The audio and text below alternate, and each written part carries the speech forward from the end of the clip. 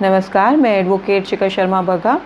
आज मैं आप सभी लोगों को बहुत बहुत बधाई देना चाहती हूँ। दिल्ली हाई कोर्ट ने एक बहुत बड़ा लैंडमार्क जजमेंट दिया है पेरेंट्स की फ़ेवर में, उन गरीब बच्चों की फ़ेवर में, उनकी शिक्षा को ध्यान में रखते हुए, उनको डिस्क्रिमिनेशन से जो उनके साथ भेदभाव हो रहा था क्लास में, उन बाकी 75% बच्चों को अलग कैटेगरी में उनको रखा गया था, उन सभी को डील करते हुए दिल्ली हाई कोर्ट ने आज कह दिया है कि इन बच्चों को भी उसी शिक्षा का अधिकार है, उसी तरह से उस शिक्षा का अधिकार है जिस तरह से बाकी के 75% बच्चे उसी क्लास में रहते हुए पढ़ रहे हैं। जब ये लॉकडाउन शुरू हुआ, एक ऑनलाइन एजुकेशन का कॉन्सेप्ट शुरू कर दिया गया प्राइवेट स्कूल्स के द्वारा, और उससे बहुत बुरा लगा हमें कि जो ध्यान दिया गया वो सिर्फ उन 75% बच्चों के लिए ध्यान दिया गया, वो भी इसलिए कि आपको फ़ीस अपनी जस्टिफाई करनी है। उन 25% बच्चों के लिए इन बड़े-बड़े एकेडमिशियंस ने, जो कह रहे हैं हम एकेडमिशियंस हैं, फिलैंथ्रोपिस्ट हैं, किसी ने भी ध्यान नहीं दिया कि वो बच्चा पढ़ाई कैसे करेगा।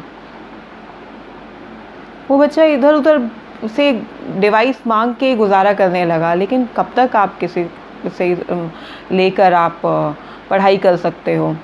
इन्हीं सब चीज़ों को देखते हुए हमने, क्योंकि एक बच्चे को डिवाइस देना, 2 बच्चों को डिवाइस देने से कोई प्रॉब्लम का सल्यूशन नहीं था, इसलिए एक PIL फाइल करनी पड़ी हमें दिल्ली हाई कोर्ट में इन बच्चों के साथ जो डिस्क्रिमिनेशन हो रहा था उसके चलते, कि कोई तो सल्यूशन निकालना चाहिए हमें। अनफॉर्चुनेटली PIL फाइल होते ही इतना क्रिटिसिज्म मिलने लगा हमें। लोगों ने बोला आपका वेस्टेड इंटरेस्ट है, आपका मैलिफाइड इंटेंशन है, फ्री को आप कहाँ तक रीड करेंगे, कितना फ्री होगा। आप स्कूल प्रोवाइड तो कर रहा है उन्हें एजुकेशन, क्लास में बैठा रहा है उन्हें, लिंक भी प्रोवाइड कर रहा है, बच्चे नहीं कर पा रहे हैं तो उसमें हमारी क्या गलती है, इंस्टीट्यूट की क्या गलती है। पैसा कहाँ से आएगा, फ़ी पेइंग पेरेंट के ऊपर बर्डन होगा, गैजेट का यूज़ होगा, मिसयूज़ होगा, इलेक्ट्रॉनिक वेस्ट जनरेट हो जाएगा, और उसकी रिपेयर कौन करेगा, मेंटेनेंस कौन करेगा। इतने तरह का क्रिटिसिज्म रहा कि संभालना बहुत मुश्किल हो गया। हमारे लिए बहुत बड़ा चैलेंज था उस क्रिटिसिज्म को फेस करना। ऊपर से गवर्नमेंट का इस तरह का एफिडेविट कोर्ट में कि सभी बच्चों के पास गैजेट है आज के दिन में। अब अगर वो बच्चे के पास गैजेट नहीं है, वो पेरेंट के पास गैजेट है, वो पेरेंट कमाने जा रहा है, वो बाहर जा रहा है, उसको गैजेट चाहिए, वो बच्चा नहीं एक्सेस कर पा रहा है, सब झूठ बोला गया। सब ऐसा लग रहा था कि सब लोग इन बच्चों की एजुकेशन को अपोज कर रहे हैं, कोई चाहता ही नहीं है कि बच्चा पढ़े। बिल्कुल हमारा वेस्टेड इंटरेस्ट है इसके अंदर। हमारा एक ड्रीम है कि हम एक लिटरेट इंडिया को देख पाएँ, हम अपने बच्चों को एक ऐसे सोसाइटी में देख पाएँ कि हमारा बच्चा ऐसी सोसाइटी में रहे जहाँ पर एक लिटरेसी रेट हाई हो, पढ़े लिखे लोग हों, अपना सोच विचार करके अपना सर्वाइव कर रहे हों, अपना अच्छा बुरा देख सकते हों। वो जितना लिटरेट रहेंगे उतना ही हमारी सोसाइटी डेवलप करेगी, ग्रोथ होगा। यही हमारा वेस्टेड इंटरेस्ट है, बिल्कुल है हमारा वेस्टेड इंटरेस्ट। वेरी अनफॉर्चुनेटली जो स्कूल्स का, जो अपने आप को एकेडमिशियंस कहते हैं, उनकी तरफ से ये आर्गुमेंट कि ये ऑनलाइन एजुकेशन कोई स्कूल थोड़ी है। स्कूल का मतलब होता है कि ब्रिक्स एंड मोर्टार का स्कूल। ब्रिक्स एंड मोर्टार से कोई स्कूल होता है क्या? ये एजुकेशन होती है? दिल्ली हाई कोर्ट ने बहुत अच्छे से उसको बता दिया है कि एजुकेशन क्या होती है, एजुकेशन का पर्पस क्या होता है। एक एकेडमिशियंस होके आप कैसे कह सकते हैं कि वो गैजेट 75% वाला तो मिसयूज़ नहीं करेगा, लेकिन 25% वाला मिसयूज़ करेगा। और अगर यूज़ कर रहा है, मिसयूज़ कर रहा है, इसकी ड्यूटी किसकी है? आपकी ही है, वो टीचर्स की है, उस इंस्टीट्यूट की है कि आप उन्हें सिखाएं बच्चों को। उनको गैजेट से दूर करना, उनको एजुकेशन से दूर करना तो कोई सोल्यूशन नहीं है ना। There was a long debate of 40-45 days continuously since last 2 months। इसके ऊपर सभी ने अपने अपने व्यूज़ रखे, ऑलमोस्ट सबके नेगेटिव व्यूज़ कि हमें इन बच्चों का उतना राइट बनता ही नहीं है। At the end now it is settled कि इन बच्चों का राइट है, वो गैजेट्स लेना, बुक्स यूनिफॉर्म प्रोवाइड करना स्कूल को, ये उनका राइट है। School is not doing charity for them, this is their right. Court ने एक बहुत अच्छा डिसीज़न देते हुए एक कमेटी फॉर्म किया है इन सभी जो इफ्स एंड बट्स को डील करने के लिए कि क्या राइट है, क्या रॉन्ग है, किस तरह से उसको मैनेज किया जाए। देना है ये क्लियर है, बट उसको किस मैनर से, किस मोड से दिया जाएगा उसके लिए कमेटी डिसाइड करेगी।